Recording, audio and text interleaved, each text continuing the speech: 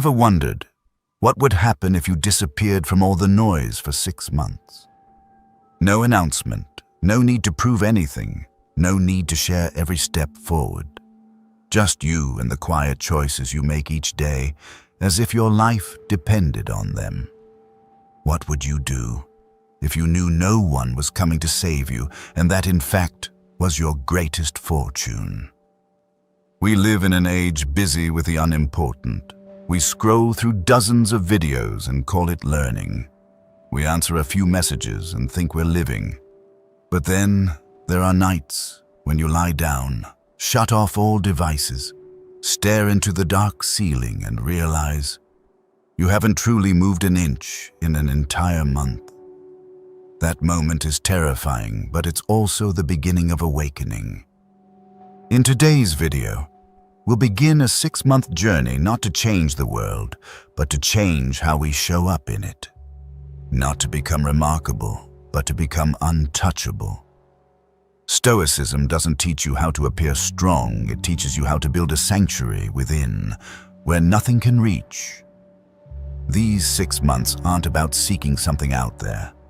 They're about returning to yourself and never betraying who you are again. 1. Reset the root.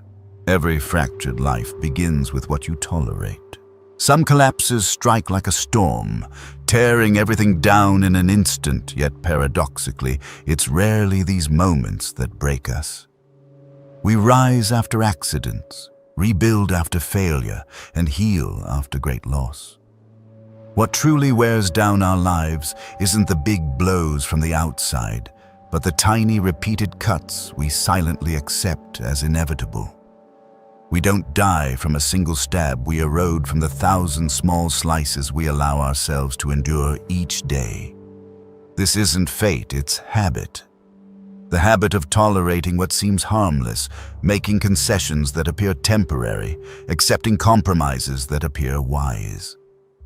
But it's these, not the crises, that quietly reshape who we are, shrinking us, weakening us, hollowing us out.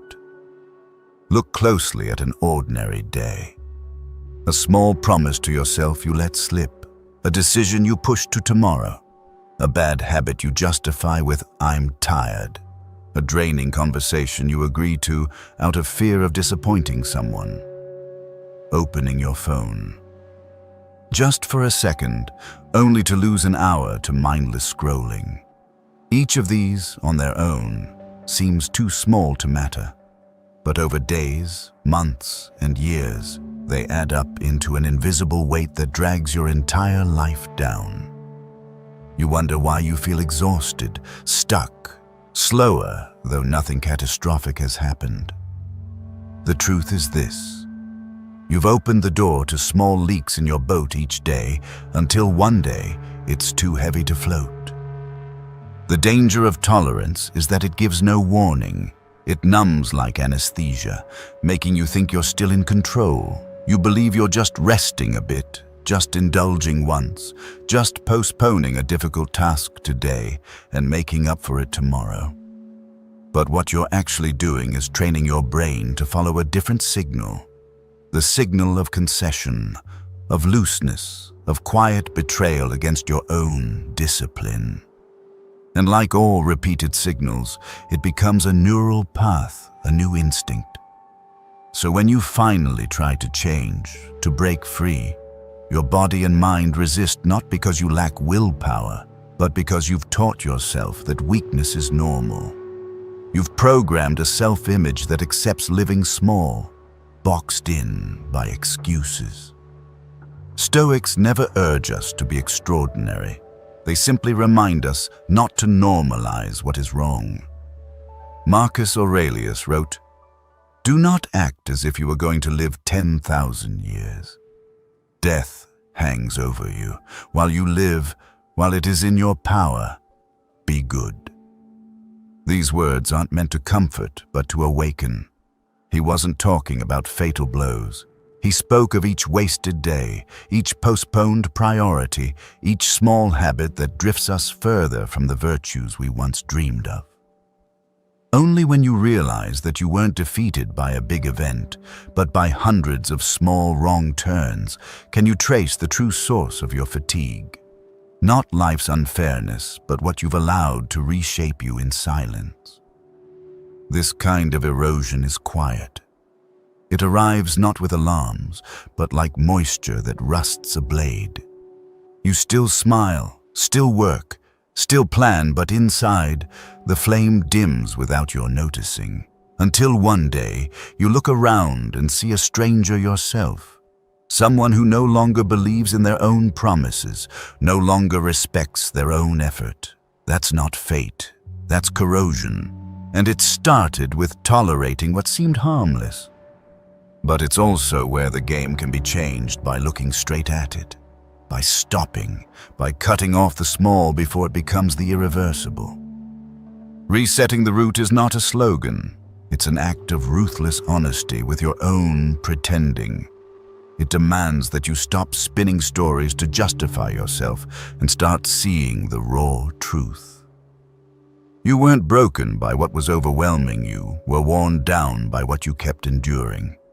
And it's from this point that your power can return not through noisy revolution, but through quiet awakening, where you stop living like someone waiting, stop living like a victim, and begin to live like the one steering your own ship.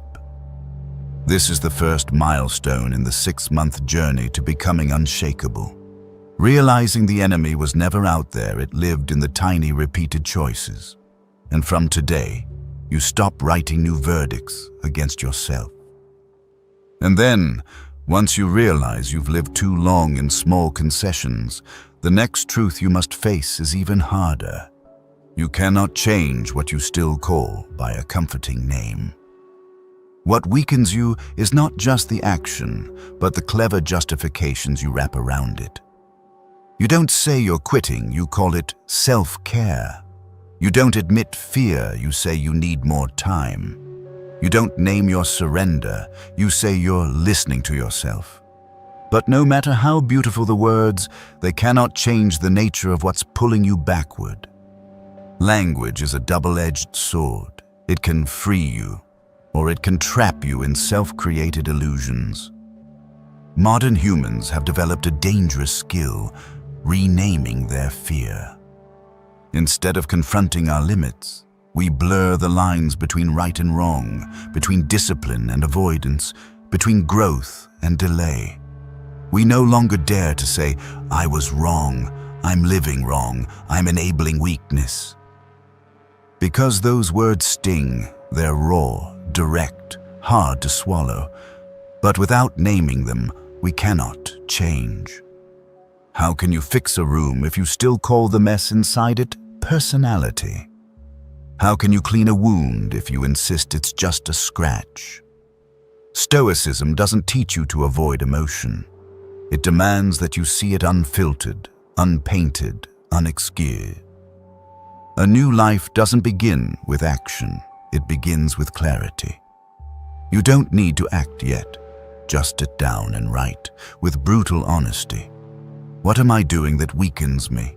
What do I call normal, while knowing it's killing me slowly? What words am I living by, and are they true? This is not a moral exercise. It is the first step toward freedom, because as long as you call the wrong thing by a gentle name, you remain trapped in the very loop you seek to escape. You cannot change what you won't name. That is the first law of all transformation. And the more honest you are, the more it will hurt.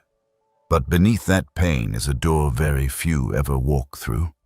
A door to a version of you that is clear, alert, and unwavering. But to get there, you must strip away every mask you've ever worn, including the ones you thought were part of you. And that's not death, it's rebirth. The first time you live without having to play a role. 2. Cut what weakens you. No more negotiating with poison. There are things you carry in life not because you need them, but because you've grown too used to living with them. A person who burdens you, a habit that drains you, a lifestyle that wears you down. You don't keep them because they deserve to stay, but because you fear what might happen if they disappear. We often endure not out of compassion, but out of fear of emptiness. We fear that letting go will leave us hollow. We fear that if we cut them off, there will be nothing left to hold on to. But because of that fear, you're letting your life be filled with things that no longer belong. No one is forcing you to hold on to what hurts you. No one is making you stay in a toxic environment, around someone who constantly belittles you, or in a lifestyle that makes you feel small. The only thing keeping them there is you, and the only thing stopping you from leaving is the story you keep telling yourself. You think you should be more patient. You tell yourself things will eventually change. You convince yourself you're strong enough to endure just a little longer. But that endurance isn't making you stronger. It's quietly pulling you away from who you really are. We fail to see that each day spent with poison, our mind slowly adjusts its standard of living a little lower. A hurtful comment gets ignored, a broken promise gets dismissed, an unprovoked outburst gets excused, a reckless lifestyle is rebranded as freedom. Every misplaced forgiveness is a compromise with your self-respect. And each time you do it, you're sending a dangerous message to your nervous system. This is acceptable. Nothing breaks you faster than blurring the line between what should stay and what must be removed. Stoicism doesn't teach you to be numb, but it insists on this. Real peace cannot exist if you keep opening the door to what disturbs your mind. Marcus Aurelius didn't write journals to remember who mistreated him. He wrote to remind himself he wasn't obligated to carry others' poison into his soul. And if you're carrying it now, be honest. You're letting it stay not because it's powerful, but because you haven't yet summoned the courage to push it out. Cutting off isn't heartless. It's a declaration from someone who wants to protect the life within. If you were a garden, you wouldn't bloom by letting weeds run wild just because you're used to them. What you tolerate today becomes your structure tomorrow. And if that structure shrinks you, you're rewriting your essence toward weakness, not growth. Remember this: not everything you've learned to live with deserves to follow you into the future. Some things are meant to pass through, not stay. Some people were just a lesson, not a refuge. Some lifestyles were only fit for your old self, not the person you're becoming. And if you truly want change, you can't cling to what weakens you just because it's familiar. There is no growth without goodbyes, no liberation without decisive action, and no real strength built on the foundation of compromise. Once you've found the courage to examine what you're enduring, the next question isn't, what will I keep? But what am I willing to give up to become who I was meant to be? Everything that weakens you doesn't need more analysis. It needs to be removed without mercy. No hesitation, no bargaining, no deals. Because if not, you'll enter another loop where you convince yourself you're changing, when in reality, you're just finding new ways to preserve the old. Here's a hard truth. Growth doesn't come from adding, but from releasing. We live in an era obsessed with accumulation. More learning, more doing, more building, more proving. But you can't build a new foundation if you're still standing on the old one. You can't create a stronger version of yourself if you're still clinging to beliefs that have rotted from within. And you definitely can't become unshakable if you're still flooded with triggers that pull you back into old patterns every time they're touched. It's like cleaning a room. Everyone wants to add something new. A prettier lamp, a better desk, but if you don't throw out the old junk, the room only gets more cluttered, more chaotic, and less livable. The mind is the same. You can keep adding good things, but if you don't remove the toxic, it's like pouring clean water into a poisoned cup. You don't purify yourself through addition. You purify by removal, and by doing it decisively. Marcus Aurelius once wrote, "If something is unnecessary, don't keep it, If an action is unnecessary, don't do it. If a thought is unnecessary, don't think it. That's not just advice on simplicity. That's a life philosophy from someone who understood this. Strength isn't about how much you own, it's about not being owned by anything. The most grounded person carries the least, not because they lack, but because they've refined so deeply that nothing unnecessary is allowed in. You don't need 100 new lessons. You just need to clear out 3 old things that are keeping you stuck. A toxic habit, a draining relationship, a belief that limits you. Each one you eliminate is a step closer to clarity. And when you begin to feel lighter, you'll realize it's not because you're losing, it's because you're returning. Returning to deep simplicity where there's no mask, no performance, no proof needed. Only what is essential to live, and to live strong. True strength isn't loud. It arrives like silence after a storm. Not flashy, but immovable. The one who lets go isn't cold-hearted. They simply know. What weakens you should not stay one day longer, even if it once meant everything. And that resolve becomes the soul's quiet declaration. I no longer bargain with what is wrong. I choose life, not mere existence. When you cut without mercy, you don't become empty, you become clear. And that clarity becomes the foundation of an unshakable self. Someone who knows who they are not by what they accumulate, but by what they've grown strong enough to walk away from. 3. Rebuild the inner voice, from critic to guide. There's something strange about being human. We can go our whole lives being driven by a voice in our head without ever once stopping to ask, whose voice is that? Every day, as you wake up, work, talk, make decisions, or even sit in silence, there's a voice constantly offering commentary. It tells you you're not good enough, that you will fail, that you're being judged, that you must try harder or never make mistakes. And then we live by it, react by it, reshape ourselves around it without ever stepping back to ask the most important question. Is that voice even trustworthy? That voice didn't appear on its own. It was formed over time from experiences, from wounds, from the people who passed through your life and left pieces of themselves inside you. Maybe you carry the voice of a father who always compared. Maybe it's the silence of a mother who never affirmed you. Maybe it's the echo of a failure that never healed, or the lingering sting of an insult you heard at 14. These voices repeat until they become a hidden operating system running quietly in the background. You can't see it, but it's shaping how you live, what you choose, and how you define your worth. Marcus Aurelius once wrote, "Your mind will take the shape of what it frequently thinks." So ask yourself, what do you think when you're not thinking about anything? What's the first voice that surfaces in moments of quiet? Is it a calm encouragement or a cold judgment? A gentle reminder or an inner shout?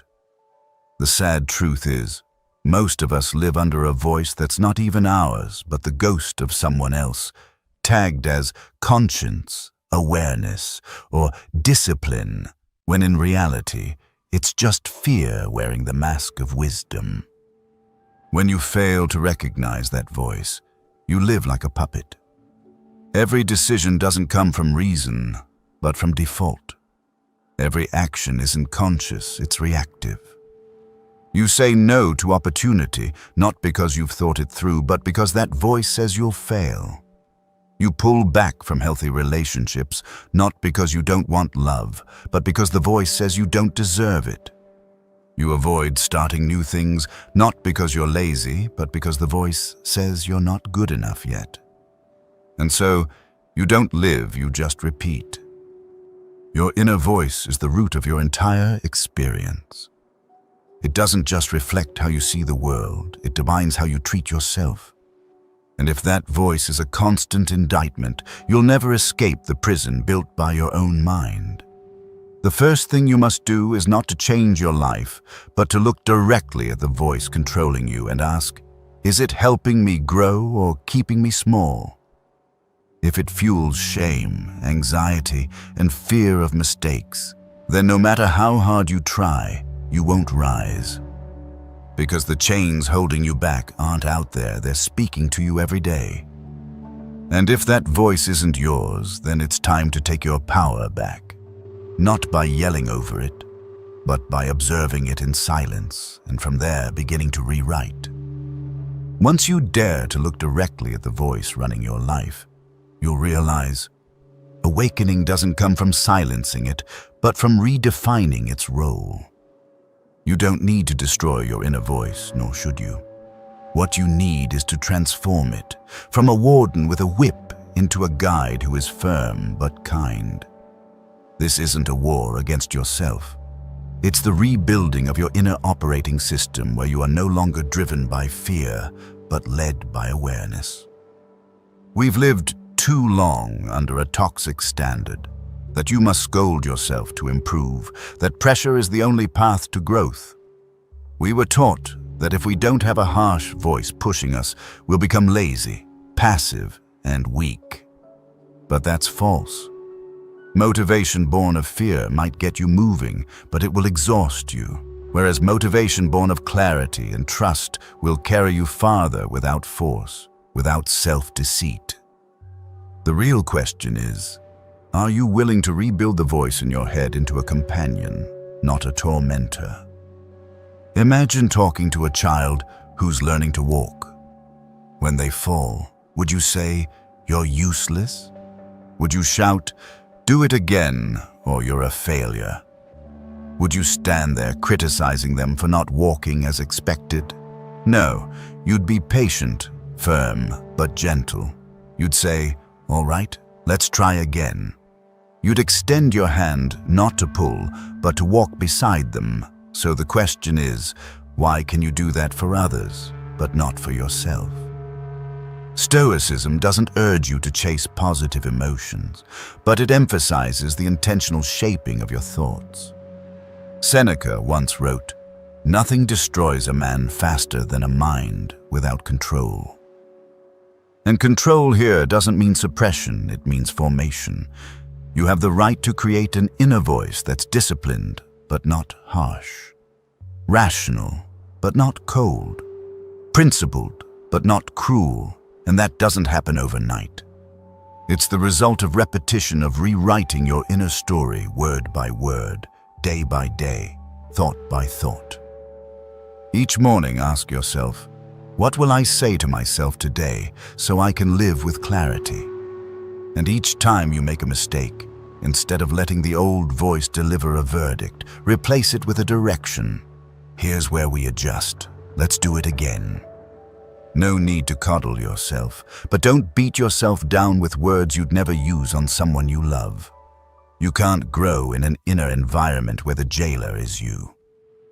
Real power doesn't come from ruling yourself with fear, but from walking with yourself through clarity and commitment. When you dare to rebuild your inner voice, you'll discover something. You don't need others to validate you, understand you, or motivate you. Because the one living with you every day finally is no longer a warden. They've become your guide. 4. Rebuild through small actions. No boasting, just repetition. The most profound changes in life don't begin with a bang. They don't require grand openings, bold declarations, or a post on social media. They begin in silence.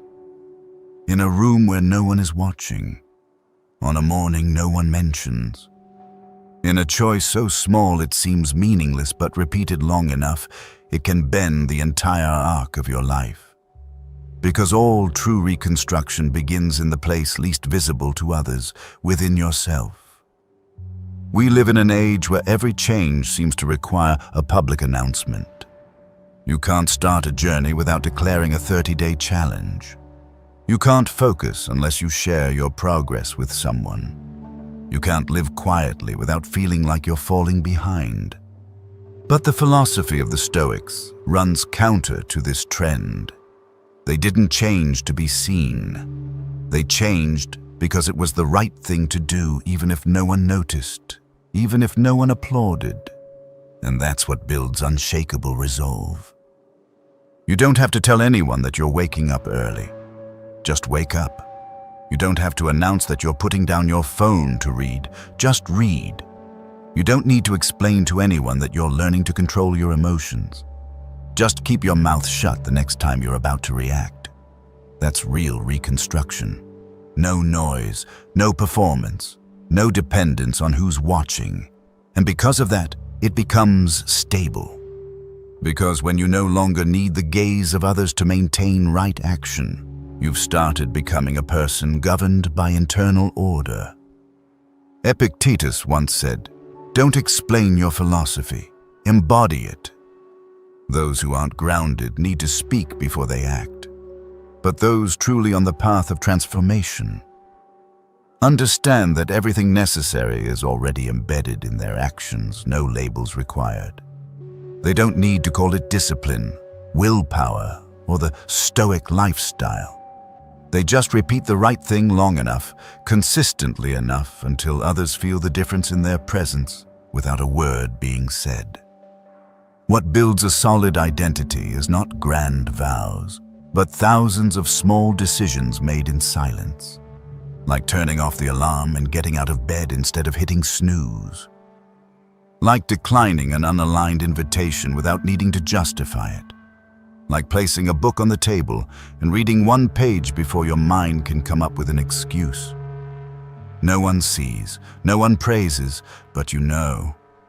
And if you know, no one else needs to. When you no longer need to declare, you no longer owe anyone proof. And when you no longer need to prove, you finally have space to build not an image, not social presence, but essence. Because the only thing left after all the performance is who you are in the room where no one's watching. And if that person is steady, clear, and sincere, then you'll stand tall, even without anyone's recognition. 6 months of quiet. Just repeat. That's the only path to becoming unshakable, no announcements needed. Once you've quietly begun, not for attention, not for approval, you'll come to face a deeper truth. Transformation cannot depend on inspiration. Inspiration is fleeting. It rises in an idle afternoon, when music swells, or when you stumble upon a motivational video or a quote that makes your heart race. But inspiration doesn't last, and it certainly can't replace structure. That's why most people who begin with burning passion end up quitting quietly in a few weeks. Not because they're weak, but because they had no structure to stand on once the fire burned out. Stoicism doesn't teach you to live by inspiration. It teaches you to live by principles, because only principles can hold you steady when your spirit falls into emptiness. And principles don't need to be grand. They begin with small actions redesigned, made clear, easy to execute, and tied directly to the person you're trying to become. If your daily choices are dictated by your mood, you will never become consistent. But if you build a structure where each link is placed with intention, you won't need inspiration to persist. Your actions will carry you forward. A solid structure means you never have to ask, "Should I do this today?" The answer is always yes. It means you no longer negotiate with yourself on matters already decided, like writing 10 lines each morning, walking for 15 minutes after work, meditating for 3 minutes before sleep. Structure is discipline made tangible. It no longer lives in your mind, but in how you organize your life, how you place everything where doubt has no room to enter. And once everything is in place, you don't need to hype yourself up to begin. You simply step into the system you've designed like a craftsman who doesn't need inspiration, just tools and rhythm. Marcus Aurelius once wrote, "When you arise in the morning, think of what a precious privilege it is to be alive, to breathe, to think, to enjoy, to love." What he meant wasn't high ideals, but the essence of action, a system you return to. When you do the right thing, not because you feel good today, but because it's part of a larger process you've chosen, you shift from living by emotion to living by structure, and that no one can take from you. Some spend their entire lives chasing the right amount of motivation to change their lives. But those who truly change are the ones who stop searching and start redesigning their process. They don't work only when they feel like it. They work because it's been hard-coded as a commitment. They don't need emotional highs. They need rhythm, a rhythm repeated without interruption, not skipped because today is tiring or tomorrow looks bleak. That's someone who doesn't need motivation because their behavior is the evidence of a clearly defined identity. True freedom doesn't come from doing whatever you want, whenever you want. It comes from living in alignment with who you choose to become regardless of how you feel.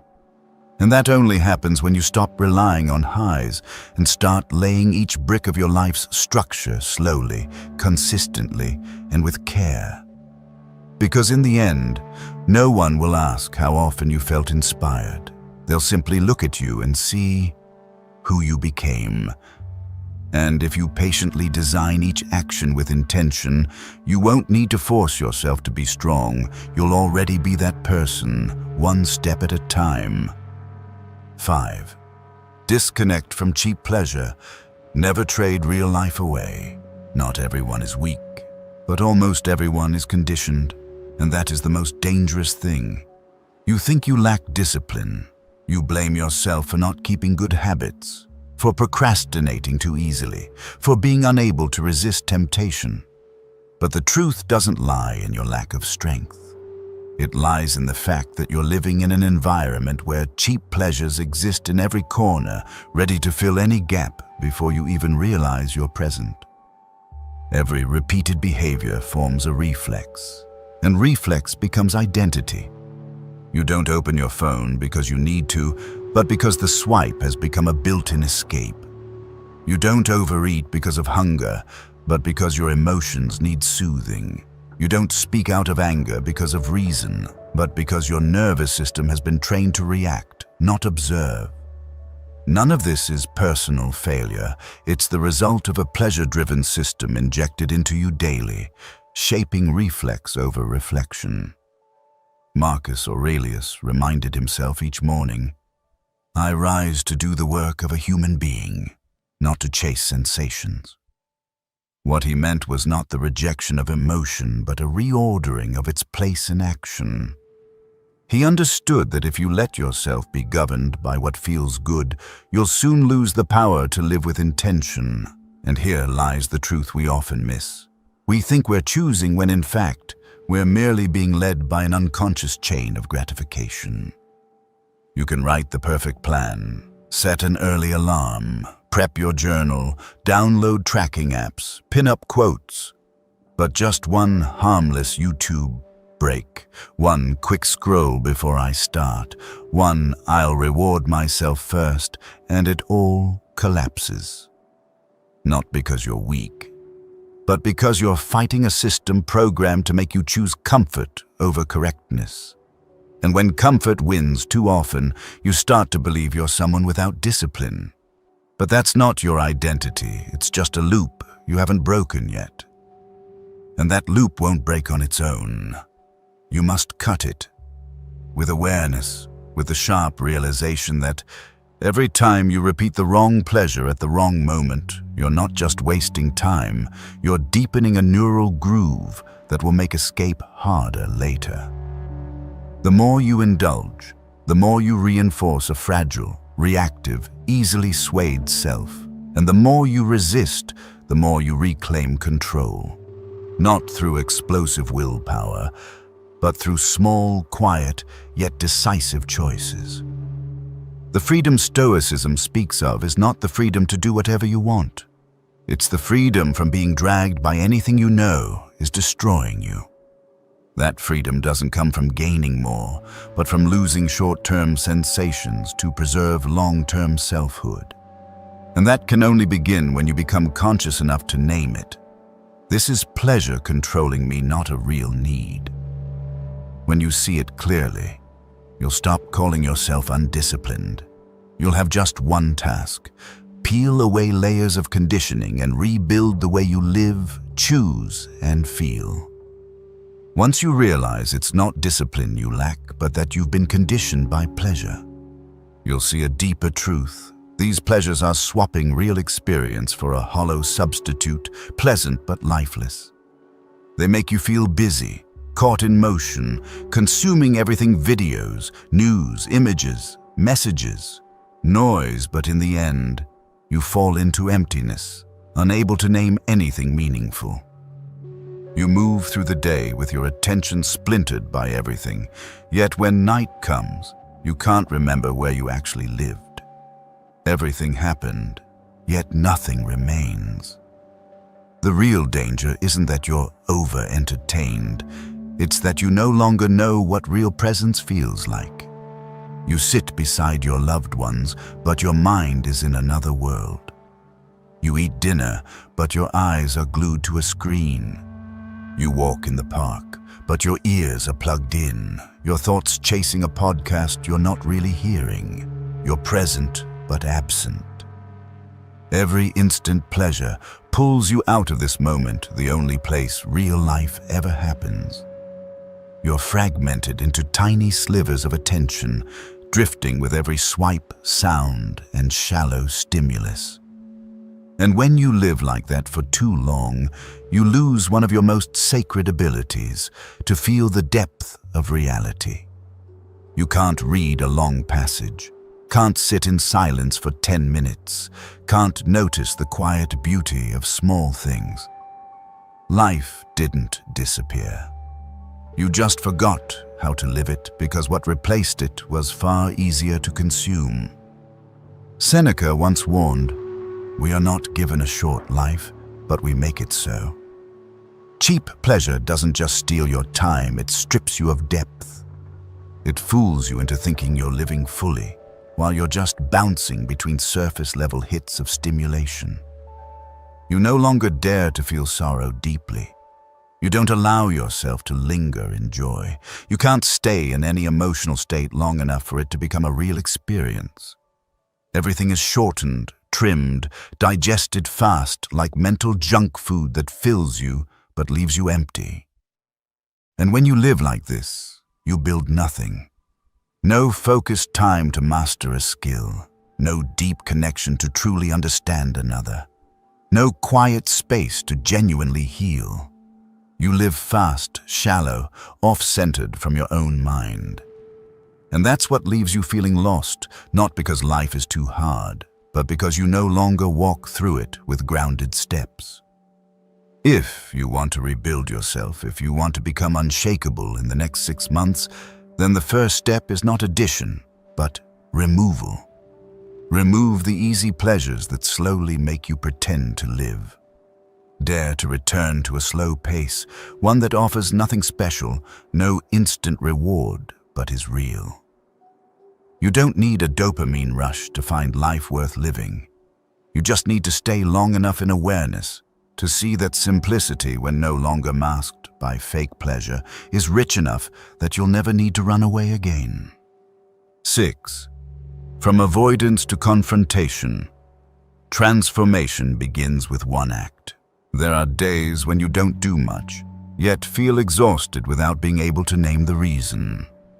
No one insulted you, nothing dramatic happened. Work is steady, people are as usual, but something heavy lingers in your chest, and you blame the weather, stress, your biological rhythm, anything invisible and forgivable.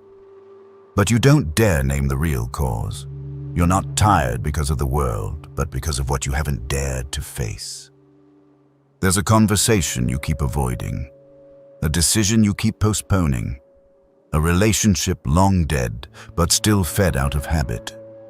A discomfort you mask with polite smiles. And day after day, these things don't disappear, they just sit quietly in the dim corners of your awareness, draining your energy by forcing you to live inauthentically. Like a part of your mind constantly working to suppress something that, in truth, only needed to be acknowledged once. Epictetus once said, "You are not disturbed by things, but by the view you take of them. But sometimes you don't view them at all. You choose to look away, stay busy, bury it under a new appointment, another video, a deadline pushed back. Each of those choices doesn't make life easier. It turns you into someone who lives on autopilot, reacting, not deciding, spinning, not progressing. And that's what truly exhausts you. Not a heavy burden, but the energy spent constantly dodging your own truth. You could live your whole life in that mode unless one day you pause and ask what seems like a simple question. What am I running from? That question, if you're truly brave enough to confront it, can dismantle an entire world built on pretending. Behind it lies unprocessed sorrow, unforgiven memory, responsibility you've refused to carry. And you'll realize nothing frees you faster than naming what you've always avoided. No need for witnesses, no explanations, just one moment of absolute honesty with yourself. Healing doesn't begin with answers. It begins with presence. It begins when you dare to sit with discomfort instead of escaping it. When you sit down, not reaching for your phone, not playing music, not texting anyone, just you and the shadow in your mind. When you dare to write down the truth, even as your hands tremble and your heart races. When you name what you feared for years. And then you'll see. What exhausts you isn't the pain, it's the way you keep bracing against its appearance. When you release, accept, confront, the fatigue evaporates like mist in sunlight, not by force, just by no longer running. You don't have to fix everything in a day, but you do have to stop pretending nothing's wrong. You have to look calmly, patiently, because every real transformation begins there, in the moment you stop turning away. After you stop and look directly at what you've been avoiding, there's a moment that's easy to misinterpret. A fleeting sense of relief when you name the truth, articulate it with clarity, even rewrite your story with powerful words. You feel like you've changed, but the next day you repeat the same old behavior, still procrastinating, still dodging, still not sending that message, not saying that thing, not starting the small action you already know is needed. Because understanding is not transformation. Doing is. The modern world trains us to consume knowledge without action. You can spend hours watching self-help videos, reading psychology books, listening to personal growth podcasts, and still live in stagnation because you're stuck in the layer of understanding. That layer gives you the illusion of progress, awakening, maturity. But it's just a clever mask, because if you truly changed, you wouldn't need to keep reminding yourself that you're changing. You'd simply do things differently. The truth is, behavior remains the deepest layer of belief. What you choose to do or not do every day reveals exactly what core belief you're actually living by. You can write a beautiful journal entry saying, "I am worthy of love." But if you continue to stay in a damaging relationship out of fear of loneliness, the belief you're living by is still, "I'm not good enough to be alone." You can say you're learning to heal, but if you still won't send that apology letter, still won't pick up the phone to end something toxic, then that knowledge hasn't become behavior and therefore hasn't become transformation. Marcus Aurelius used to ask himself each morning, "If today were my last, would I do what I know is right?" That's not some abstract philosophical question. It's a call to action, because everything you're postponing is quietly postponing the better version of yourself. And here's the paradox. You don't need a grand gesture. You only need one small act, right, clear, non-negotiable to crack the shell of your old self. And through that crack, the light can enter. The action you need is usually the one you already know too well, but have rationalized so cleverly to avoid. Writing that apology email, ending that vague relationship, turning off your phone and reading the book that's been collecting dust for 6 months. Finally checking that pain you've been pretending doesn't exist. Sitting down and crying over something you never gave yourself permission to mourn. It's not noble. It's not eloquent. It's just one small but honest step. And if you take it with no one watching, no need to announce it, you've already begun a new path. No longer in the layer of knowing, but in the layer of change.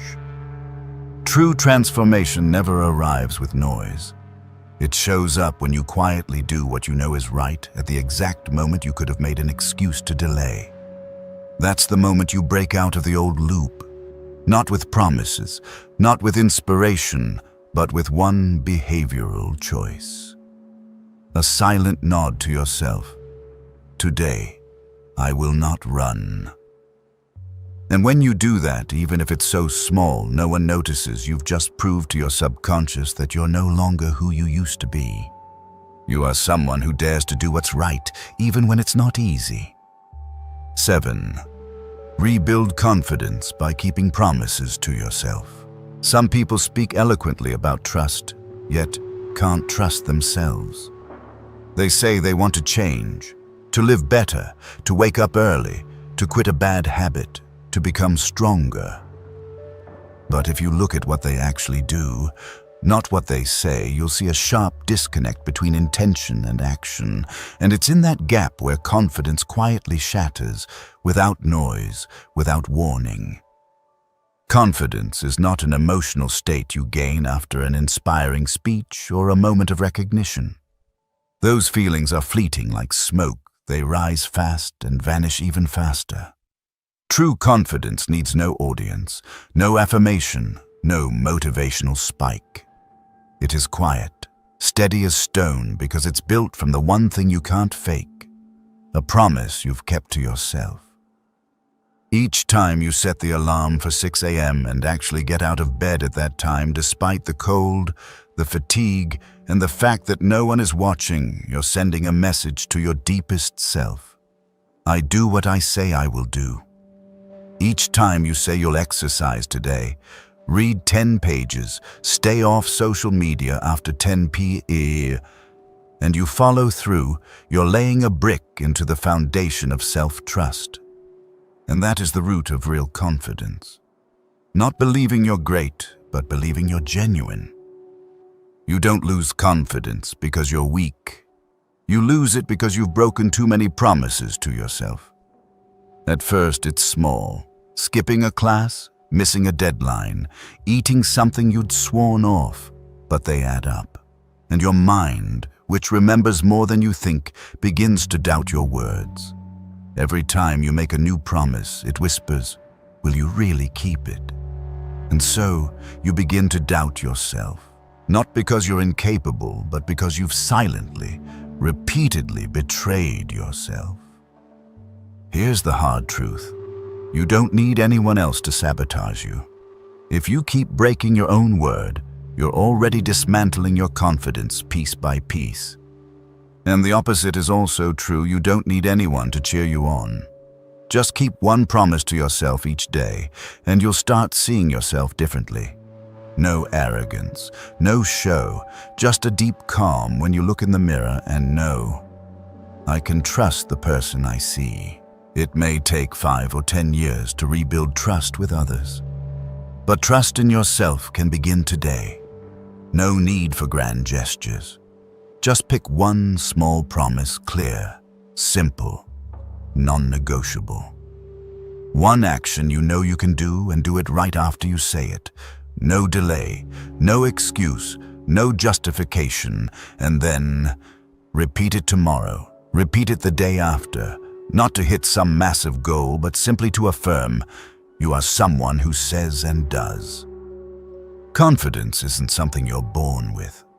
It's something you build, and it always starts with one very simple act: keeping your word. Not to others, but to yourself. Because only when you keep your own word can you preserve your integrity while the world around you constantly shifts. If each promise kept is a brick in the foundation of self-trust, then every repeated action, no matter how small, is a vote for the identity you are becoming. And your life isn't a miracle waiting to happen, it's the compounded result of those quiet votes. You don't wake up one morning suddenly disciplined, strong, calm, and full of inner strength. You simply start voting for that version of you when you get up with the alarm instead of snoozing, when you go to the gym even in the rain, or when you're tired, when you walk into a meeting and don't need to perform to be seen, when you stay silent instead of reacting, when you choose truth even if it offends, when you read a book instead of scrolling to another video. These seemingly ordinary acts, over time, become the undeniable proof of who you truly are. Your mind doesn't believe what you say. It believes what you repeat. Even if you tell yourself you're trying, you're serious, you want to change, if your actions still reflect delay, consumption, compromise your brain records. I'm still someone who gives in easily. And that's not a judgment. It's just how the brain works. You become who you behave, like nothing more, nothing less. Marcus Aurelius reminded himself daily. Act like the person you want to become. That's not just a moral ideal, it's the core truth of lasting change. Identity doesn't come from who you think you are, it comes from how you live again and again. Want to become consistent? Vote for it by not procrastinating today. Want to become calm? Vote by sitting with your anger without letting it explode. Want to live mindfully? Vote by being aware of even the smallest act you're doing now. And the beautiful thing is, you don't need to win every vote to change. Each right action, no matter how small, is still a vote that counts. You don't need perfection. You just need to outvote your past. If you vote for your better self 5 times and for your old self 3 times, you are still changing. And over time, the side you vote for most, that's who you'll become. You don't need to declare your change. You don't need anyone to believe in your effort. You just need to cast your vote silently, daily, for the self you choose to live with. And then one day, without needing a mirror or a reminder, you'll realize you are no longer who you once were. Not because you think differently, but because you've lived differently long enough to form an identity no one can shake. 8. Turn habits into systems. When willpower can no longer hold you, each morning is a chance to begin again. But for most of us, it's also the moment we first lose ourselves. Within minutes of waking, your mind is already pulled into news feeds, emails, unfinished conversations from yesterday, the pressure of work, a sense of delay, the alarm's insistent call. And before you've had a moment to shape yourself, the day has shaped you. Before you've chosen a rhythm, you've been swept into someone else's. That's not a beginning, it's a slide into unconscious living. Those who are weakest in the morning tend to be those most easily swept away throughout the day. Not because they lack willpower, but because they lack anchors. They let the morning pass as a thoughtless ritual, a chain of reactions they no longer question. But if you truly want to change the trajectory of your life, if you want to live deliberately, not be dictated to, if you want to lead yourself instead of merely reacting, you must begin with the morning. A conscious morning is not a glamorous ritual. It's a simple structure, repeated, and done without needing motivation. It's the moment you step away from the outer world to return to inner order. It's when you sit down, take 3 deep breaths, and ask yourself, how do I want to live today? Not, what do I have to do, or what do I need to finish, but who do I intend to be in every moment today? That question is simple, yet it anchors your entire existence. You cannot expect peace if your day starts in chaos. You cannot expect discipline if you leave bed like someone yanked from a dream. You cannot expect steadiness if your morning is filled with rushing, rushed eating, rushed dressing, rushed glancing, rushed speaking. Rush is the first form of disorientation. It steals your sovereignty, and once you lose that in the first hour, the rest of your day becomes a chain of reactivity. A conscious morning is when you create space to choose before you act. It's when you drink water and are aware that you're drinking. When you sit down and write out the thoughts weighing on your mind. When you notice the light at your window and accept that today is a new opportunity not to do more, but to live more honestly. When you don't let a device dictate your pace, but instead choose what enters your mind first. If there's one thing that can hold you steady amid life's waves, it's a morning designed to reconnect you with yourself. No complexity needed. Just a quiet pocket of time away from noise, where you don't need to prove anything, don't need to respond to anyone, don't need to be anyone, just be present. And this very presence, repeated each morning, will gradually change you not through one dramatic transformation, but through hundreds of small returns to self-right as the world prepares to consume you again. Remember, you cannot control the whole day, but you can control how you enter it. And if you begin with clarity, with a self-chosen rhythm, with an intention about the person you aim to be, then even when disruptions arise, you won't be swept away because you started from a place of steadiness. When your mornings are no longer chaotic, you begin to see something else more clearly. Motivation is not something you can rely on. It comes like wind stirring inspiration briefly, then vanishing without a trace. Some days you'll want to do everything, set bold goals, make lofty promises, and then just one wave of fatigue, one unexpected call, one silent wave of disinterest, and you give up. Not because you're undisciplined, but because you've placed your faith in fleeting feelings instead of long-term structure. Motivation is like fire fueled by paper. It flares quickly, but dies just as fast unless sustained by something sturdier. And the only thing that can replace motivation is not willpower, it's system. A system is when you no longer need to feel like doing something in order to do it. You act because the structure is pre-designed, pre-arranged, and you've bound yourself to it as a non-negotiable principle. A system doesn't ask, "Do you feel inspired today?" It simply reminds, "It's time to do this." You don't write each day because you're always in love with words. You write because the time slot is fixed, your workspace is prepared for it, and every barrier to doing it has already been removed. You don't exercise each morning because you always feel strong. You move because your shoes are by the door, your alarm gives you no room to hesitate, and you've tied a new identity to an old habit. I am someone who keeps promises to myself. A system frees you from the burden of choice. It eliminates the question, should I do this or not? So you no longer burn energy deciding. And when action becomes automated through systems, you realize that real freedom doesn't come from choosing anything. It comes from choosing the right thing and sticking with it, even when the thrill is gone. That kind of freedom is quiet, but it's the foundation of an inner life that won't easily be shaken.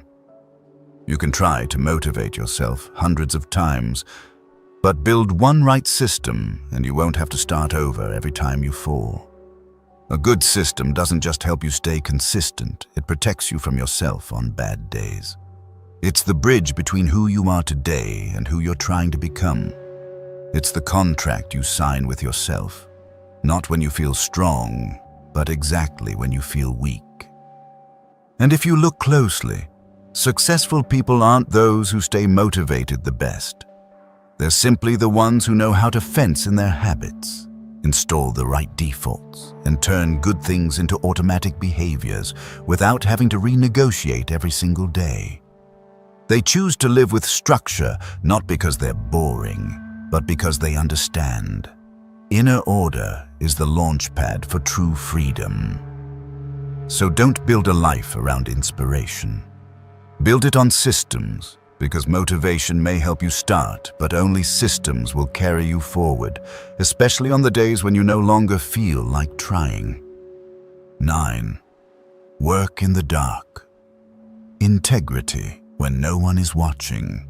You can build an image, a personal brand, a flawless facade before the world, but you can't deceive yourself. In the quietest moments, when there's no one left to talk to, no roles to play, you will have to sit face to face with a figure you can't avoid: yourself. And in that moment, you'll know exactly who you are. Not in public moments, but in the actions no one sees. Not when you strive in front of others, but when you choose what's right, even when no one is watching. Integrity is not born in the light, but in the dark. In the mornings you rise on your own, when no one demands it. In the emails you write kindly, even when the recipient never replies. In the times you clean, organize, correct mistakes not for anyone else, but because you won't allow yourself to leave things sloppy. In that darkness where there is no audience, no applause, no reward, your true self is formed. Quietly, without grandeur. Just the repeated choice of what is right, long enough to become an unshakable core. Many mistake integrity for morality. But deeper than that, integrity is an inner operating system. It's not just about doing what's right, but about being unable to do what's wrong, because your inner value system won't permit it. It's not that you lack opportunities to cheat, to cut corners, to walk away. It's that you have the inner strength not to need them. That's the difference between someone living truthfully and someone just getting by. A person of integrity doesn't need validation. They don't do right because they fear being wrong, but because only right allows them to live with themselves. You could turn off your alarm and sleep another 30 minutes. No one would know. You could scroll your phone instead of writing. No one would know. You could phone it in at work, tell a small lie, delay a habit, and no one would know, but you would. And each time you do, you're not just skipping a chance to train yourself. You're sending a signal to your own mind. I am not to be trusted. A lack of integrity doesn't bring instant consequence. It slowly erodes self-respect until one day you no longer believe in yourself. On the other hand, each time you keep your word when no one's looking, each time you choose to do well without being asked, each time you hold yourself to a higher standard when others go easy, you're building an unshakable relationship with yourself. And no one can take that away. Because integrity isn't about being good to others. It's about not betraying yourself. It's about preserving that deepest voice inside, the one that doesn't need to be loud, but is always clear. Marcus Aurelius didn't write Meditations to publish it. He wrote it for himself, private reflections with no intent to impress. And that's why we're still reading it today. What is born of integrity, even without spotlight, has enduring life, because it doesn't need praise to survive. It is enough on its own. The world won't always be watching you, but you are always there.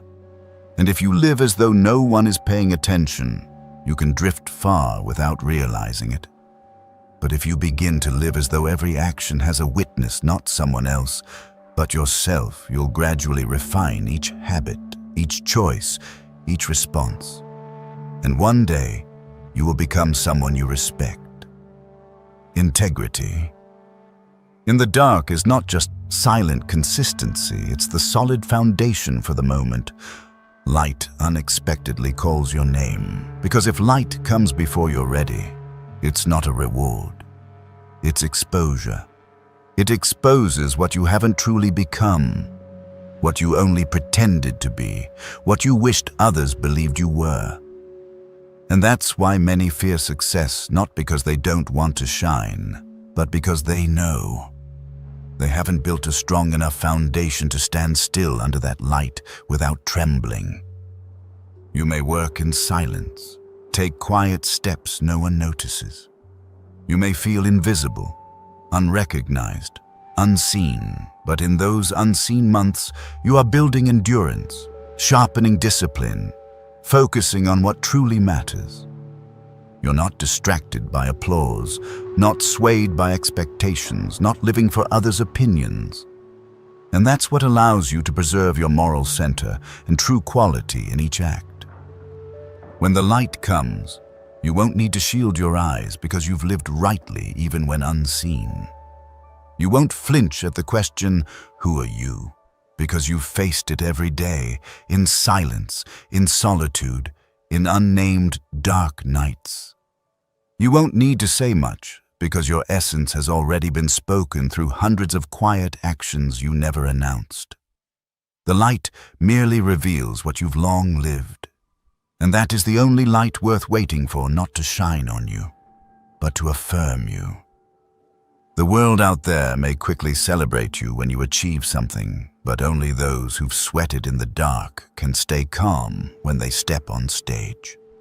They don't need to dress up their ego, don't need to showcase the exterior.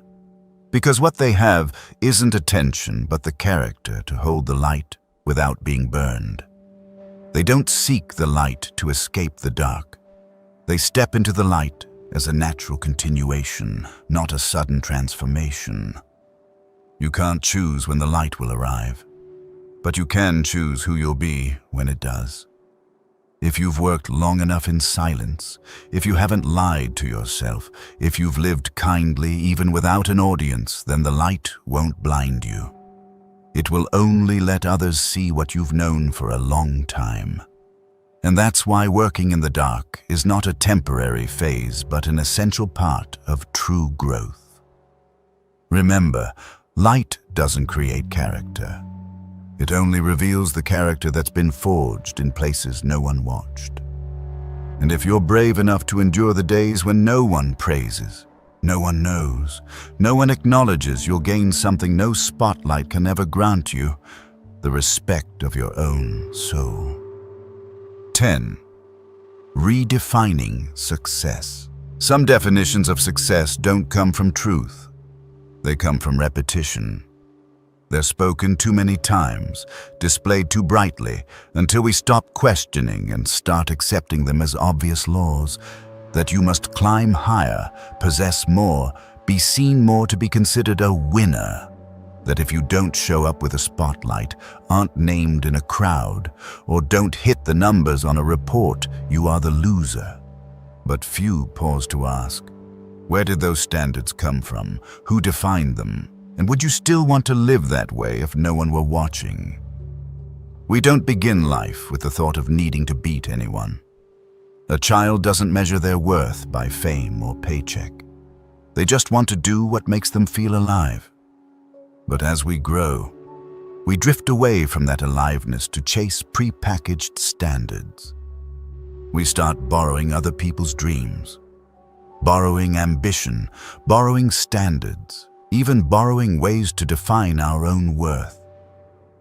And then we spend our entire lives building a life that never truly belonged to us, until we're exhausted only to realize everything we've tried to achieve was because we were once afraid of being left behind. But the truth is, there is no one you need to catch up to. No one is watching you so closely that you have to live a life that isn't yours just to be accepted. There is no final exam at the end of the road where you must submit your achievements. And there's no reward for mastering a life that was never true to you. True success doesn't lie in how many people admire you, but in whether you can lift your head without shame.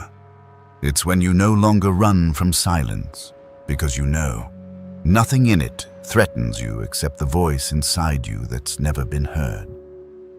Epictetus once said, "It's not things that disturb us, but our view of them."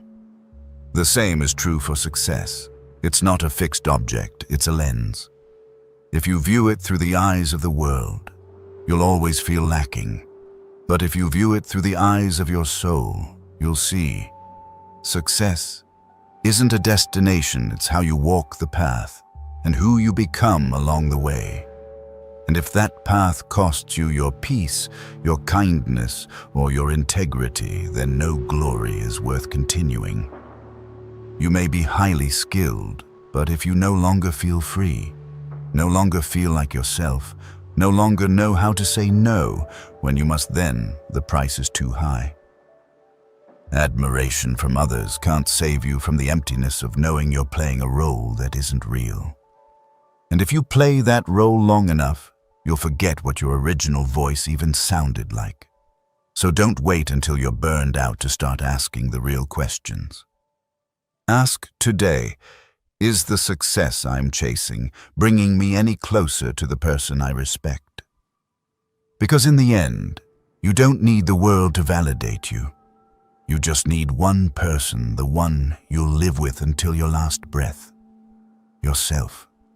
And if you can smile at that person in the mirror, not because of what you have, but because you've kept your character intact in a world that sells it easily, that is a success no one can ever take away. There are people who reach the peak of success but cannot sit alone in a quiet room. Not because they hate silence, but because they fear hearing their own voice. They fear confronting the truth that they've drifted too far from who they really are, wearing too many masks just to survive. And at some point, the very light they once dreamed of becomes the blade that strips them bare, not under the judgment of others, but under the conscience they buried long ago. That's not success. That's an escape disguised as achievement. You may look successful in the world's eyes, but if you still have to fake a smile every morning, still need someone else's approval to feel safe, still can't accept yourself in failure, then you haven't truly succeeded. Because you're still running. Running from the feeling of not being enough. Running from wounds that never healed. Running from that childhood voice that said, you're not good enough.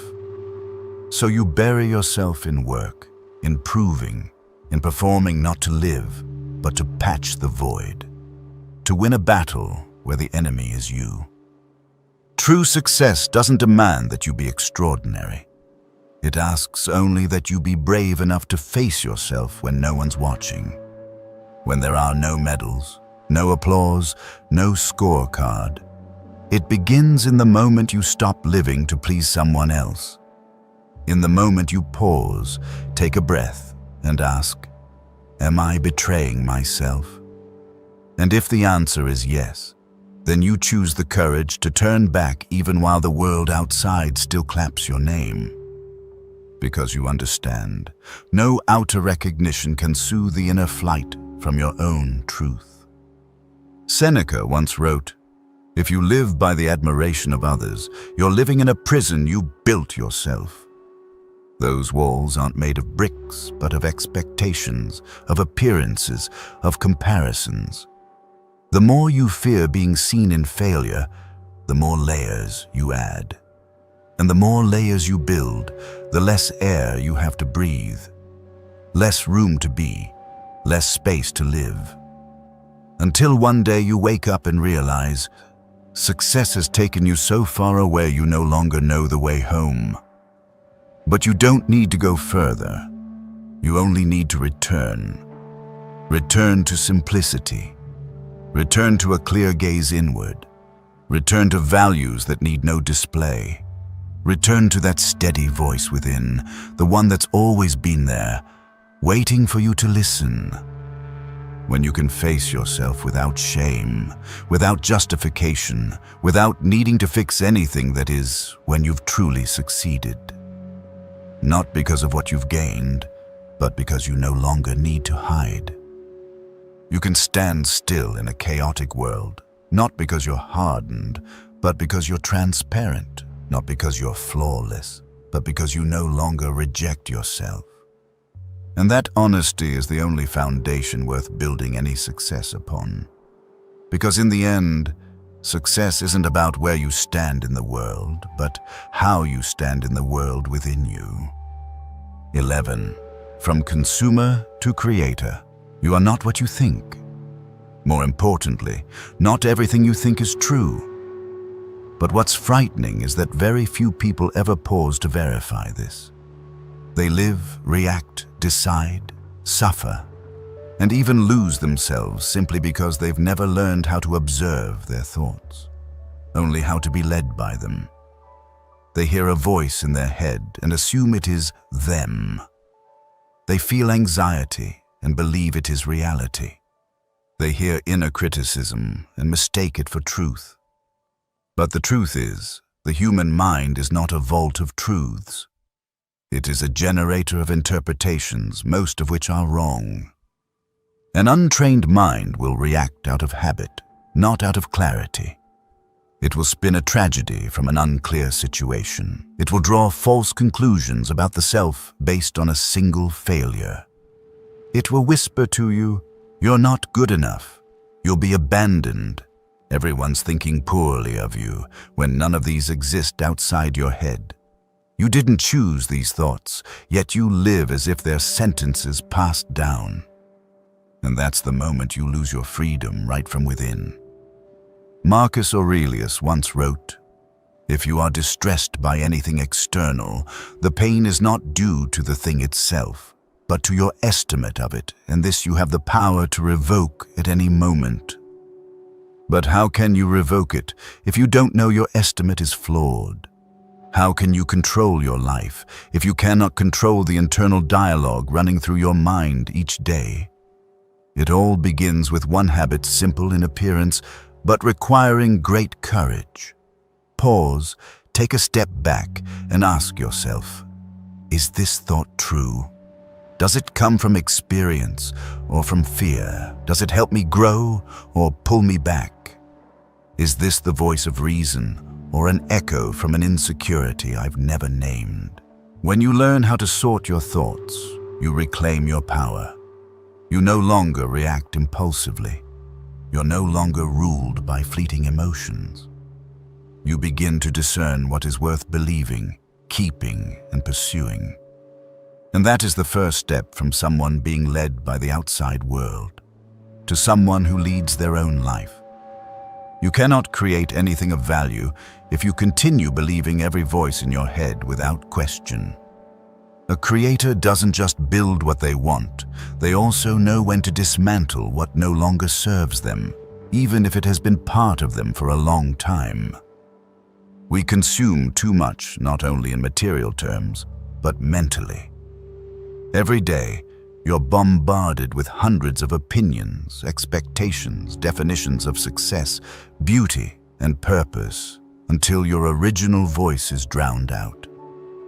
That's why you must learn to enter silence, not to escape, but to listen again. Not every thought is true, but truth is always quiet. And only when you're clear enough to see through the noise will you be able to hear it. True freedom does not come from doing everything you think. It comes from knowing which of those thoughts are not worth acting on. A free person is not someone who has fewer thoughts, but someone who doesn't let thoughts dictate their life. And a creator, before building anything in the world, always starts here, mastering the structure of inner perception. If you can do that, no circumstance can shake you, because you are no longer living by everything you think. You are living by what you've chosen to be true. You cannot create a meaningful life if you keep holding on to everything that makes it chaotic. Creation doesn't begin with how much more you do, how hard you push, or what ideals you chase.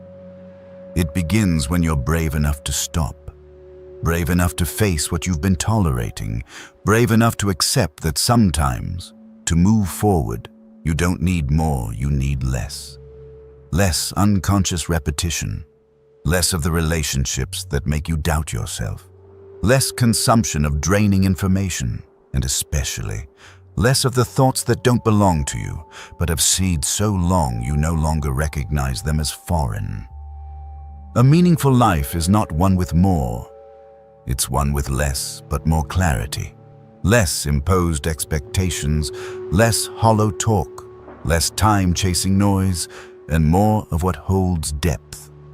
More silent mornings, more small acts done without needing recognition, more moments when you choose self-respect over pleasing others.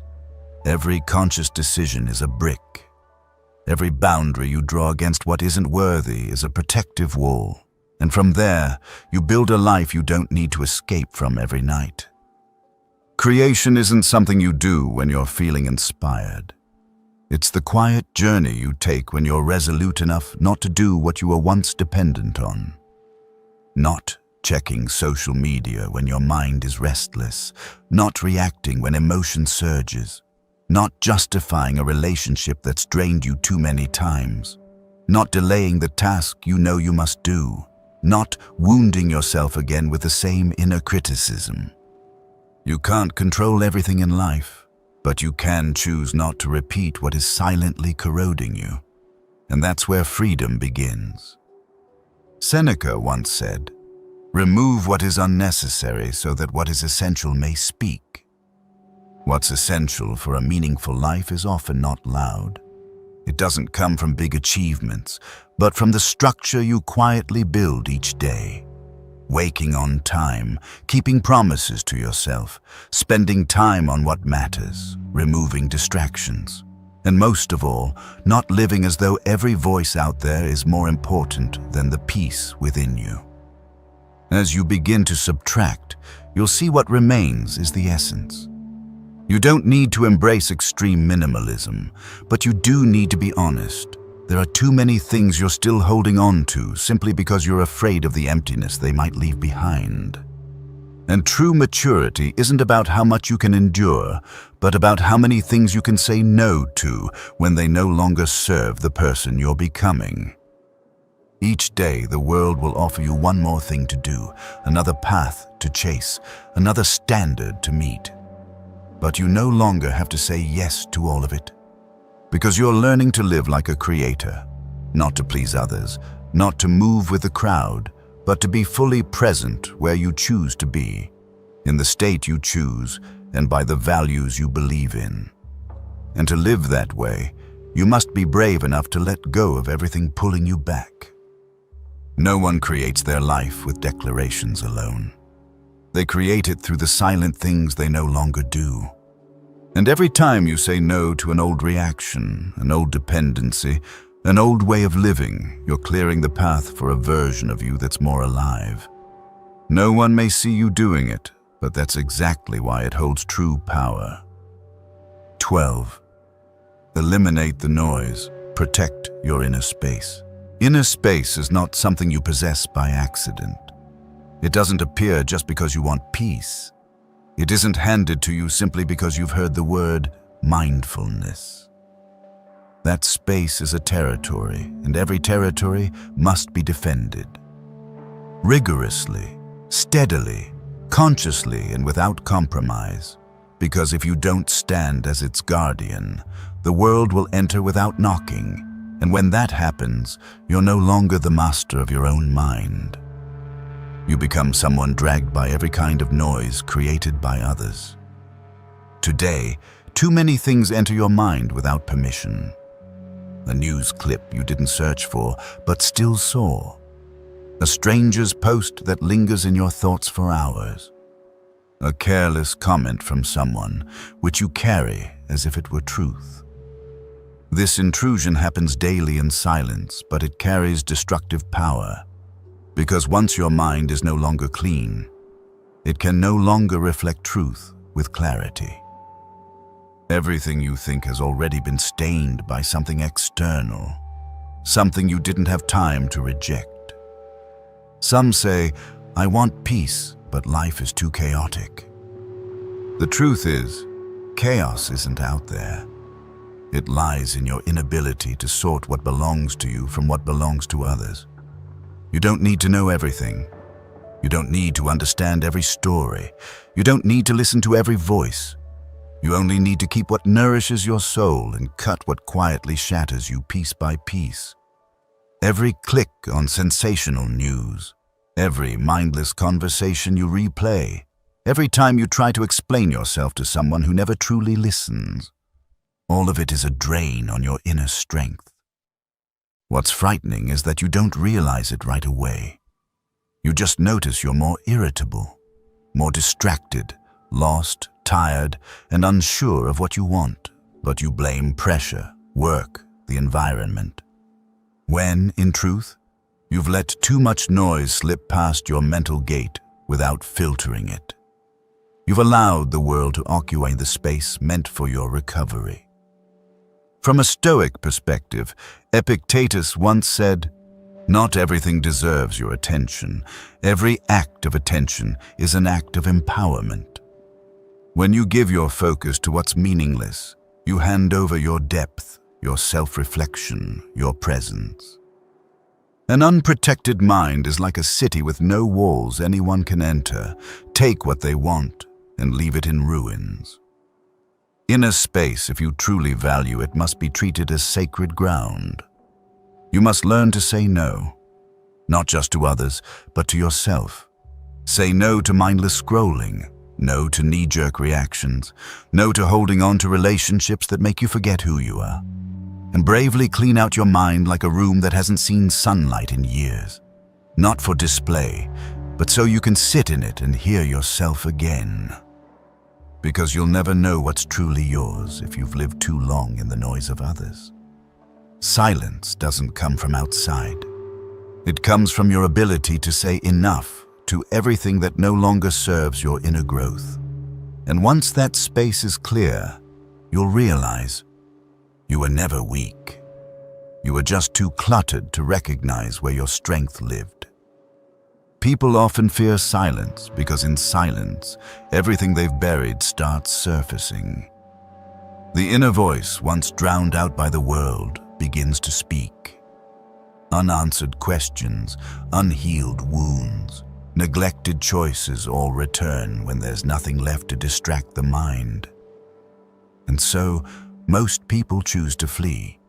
They run to noise, to activity, to consumption, as if silence were a dangerous void, but they forget the clearest, deepest, and strongest truths can only be born in silence. Silence is not the absence of sound. It is your full presence, untouched by sounds that do not belong to you. In silence, you stop reacting and start observing, and the observer is the one who has choice. You're no longer controlled by the outside. You see it, you name it, and you decide how to respond not from habit, but from awareness. That is how one begins to reclaim mastery over life. Marcus Aurelius once wrote, "A calm mind is a fortress, and no enemy can enter it unless you open the gates from within."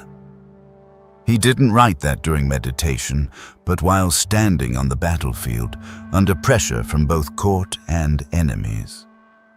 That means silence is not a luxury for those who retreat from life, it's a survival strategy for those who face chaos.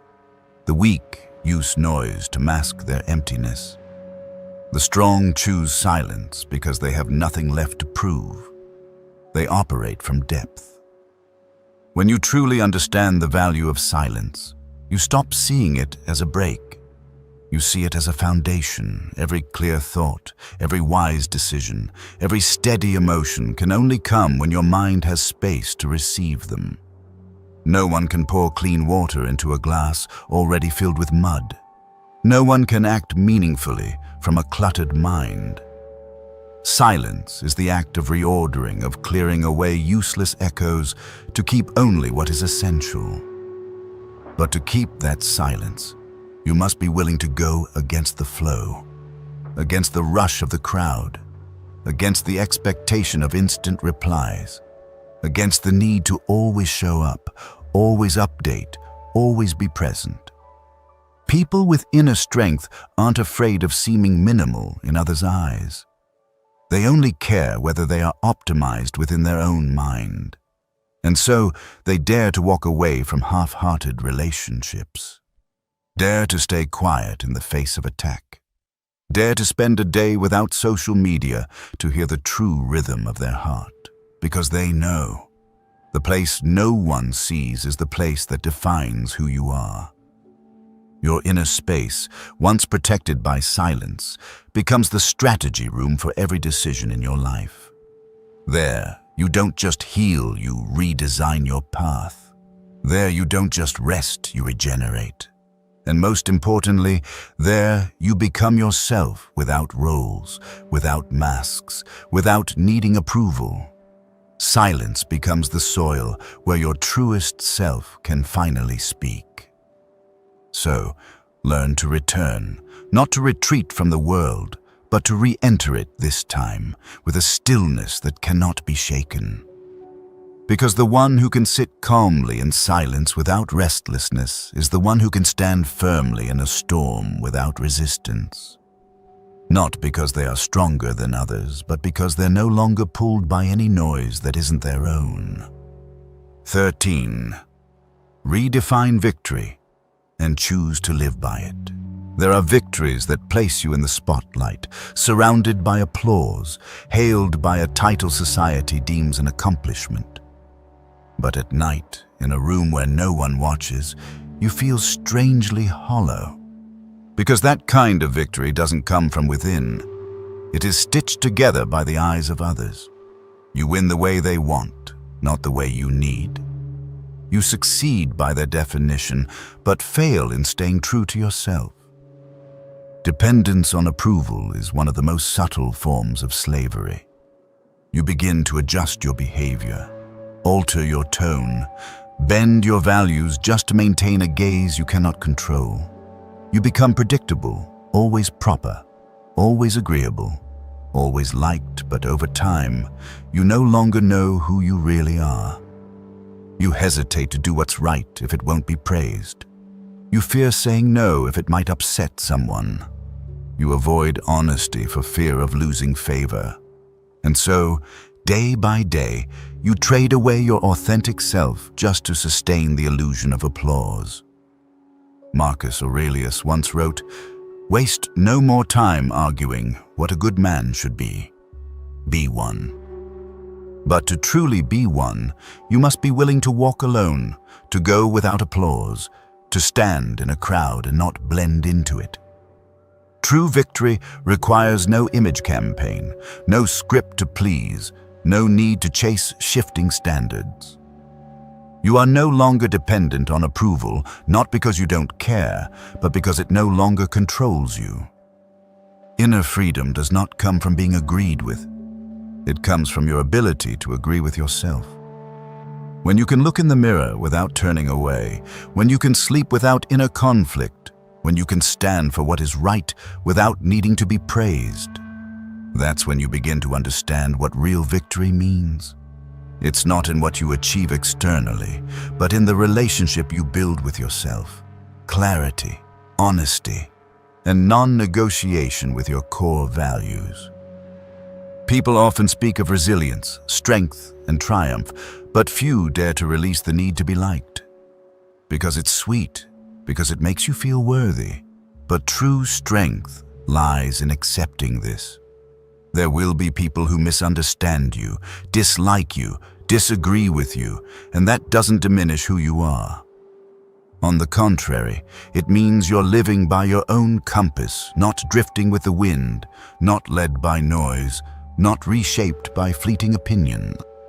A life worth living isn't measured by how many people agree with you, but by how consistent your beliefs are with how you live. When you are no longer driven to prove, to explain, to earn acceptance, that is when you step into a quiet, unshakable form of victory. A victory with no stage, but one that builds a foundation as solid as stone where you stand alone and still feel whole. There is a kind of victory that doesn't need a dazzling destination, doesn't need the lights of the crowd, doesn't need any applause to be real. It is a victory carved in silence, day by day, as you remain steady on the path you chose even when no one is watching. When you can live a day and end it without regret, No compromise, no surrender, no betrayal of what your conscience quietly told you to keep. That clarity, though subtle and quiet, is the peak of inner strength. Many believe that victory comes from a grand moment, overcoming a colossal obstacle or achieving something spectacular. But most transformation doesn't come from big events. It comes from the quiet alignment between belief and behavior, between what you know is right and what you choose to do. No need for speeches, no need to write declarations on your wall. If you can simply live through a day without betraying what you believe, that alone is a kind of victory few are strong enough to sustain. Temptation to deviate is always present in others' expectations, in society's ideals, in the fear of being left behind. Sometimes it's just a small agreement to keep the peace, a silence to avoid conflict, a subtle avoidance to not offend. But these small things, accumulated over time, become the price you pay for drifting from your essence. Every time you abandon what you believe to be right, you erode your self-respect, and soon enough, you won't believe in yourself anymore, even if on the outside you still look like someone successful. Seneca once wrote, "Success is not about what others think of you, but what you think of yourself when all is silent." That's a standard no one sets for you, but you must face it. Because every time you stand still before a mirror or lie awake at night, the only thing you truly possess is the state of your inner world. Clarity or confusion, integrity or fracture, head held high or bowed in quiet regret. The strong are not those who are always right, but those who do not abandon what is right just because it's difficult.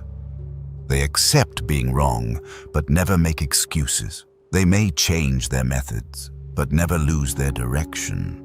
They understand that true victory is not about conquering others, but about no longer having to live as a traitor to oneself. Every day that passes in which you remain consistent in this is a day you are living in victory, even if no one calls your name. Inner clarity does not come from knowing everything, but from knowing what you live for. When you can walk out the door and say no to what no longer fits, when you can turn down an opportunity because it leads you away from your moral compass, when you can fail in the eyes of the world, but still feel proud within, that is the clearest understanding you will ever have. Victory is not at the end of the road, but in how you walk it. And if one day you look back and realize you've lived 6 months, a year, or a lifetime without selling out what you believe, then no matter what the world calls it, you have won. Not won a game, but won in life. I once went through 6 months that felt like a quiet crisis. No major event occurred, no one left, nothing collapsed. Yet inside me, something was slowly cracking. Every morning felt heavy. Every night passed in doubt. I no longer recognize myself in the way I lived, always accommodating, always delaying, always trying to please everything except myself. Then I began to rebuild, one brick at a time. Not through grand declarations, but through silent choices. Not checking social media the moment I woke up, not saying yes just to avoid rejection, not staying silent when that silence hurt me. I wrote down the small behaviors that once controlled me, and each day I reclaimed a little more of my sovereignty. Clarity didn't come all at once. It was the outcome of many days lived without betraying what I believed. Those 6 months didn't make me extraordinary, but they brought me home. Home to a version of myself who could look in the mirror without needing justification. Home to a quiet mind even when the world outside was in chaos. Home to a sense of self-respect I had unknowingly lost in the race to please everyone else. If this journey has spoken to something inside you, feel free to like, subscribe, and turn on notifications so that when the world outside becomes too loud, you'll have a place to return to. I don't create these videos to pressure you into sudden change. I create them so that, in a world that moves too fast, too chaotically, and too carelessly, you remember, you've already survived in silence longer than most could bear. Because once a person learns how to live without betraying what they believe, they become the kind of soul no one can break. I'll see you in the next video.